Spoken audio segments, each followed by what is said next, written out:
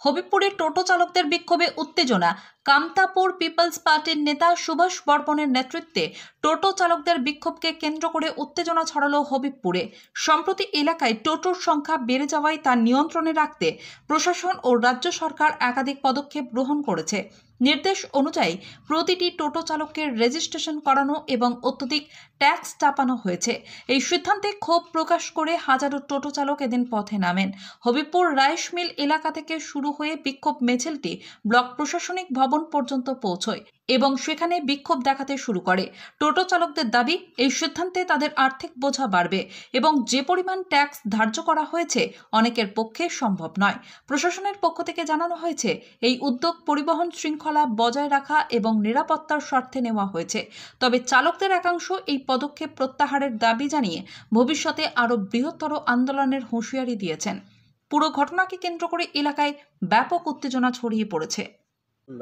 আমরা সমস্ত টোটো চালক বিডিও সাহেবের কাছে এসেছিলাম গণ ডেপুটেশন দেওয়ার জন্য, এবং আমরা দিয়েছি। উনি যা আমাদের ডেপুটেশন বক্তব্য শুনে এবং যে লিখিত আকারে দেওয়া আছে সমস্ত উনি দেখে আমাদের বললেন ঠিক আছে আমরা ডিস্ট্রিক্ট লেভেলে পাঠাবো।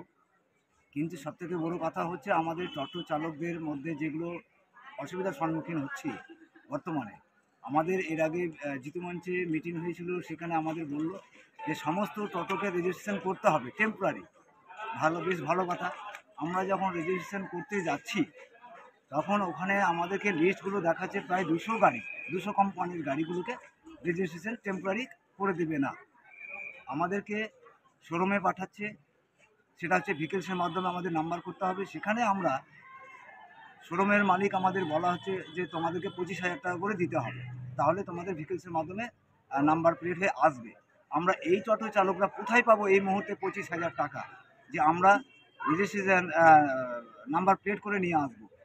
এবং আমাদের যে গাড়িগুলো কোম্পানি থেকে নেওয়া আছে সেগুলো টেম্পোরারি আমাদেরকে রেজিস্ট্রেশন করে দিচ্ছেন না। তাহলে আমরা কোথায় যাব এই মুহূর্তে? আমরা এই সমস্ত দাবি নিয়ে আমাদের যাতে সহজ সরলভাবে নাম্বার প্লেট করা হয় এবং রেজিস্ট্রেশন করা হয়, এটাই আমাদের মূল দাবি। যদি আমাদের এই দাবিগুলো যদি না মানেন সরকার, আত্মীয়, বিডিও, প্রশাসন যদি আমাদের দিকে যদি সুনজর না দেন, তাহলে আমরা বৃহত্তর আন্দোলনে যাব। কাদের পক্ষ থেকে দিলেন এটা? এটা আমরা টোটো চালকের পক্ষ থেকে। আপনার নাম? আমার নাম হচ্ছে দুর্গেশ্বর কর্মকার,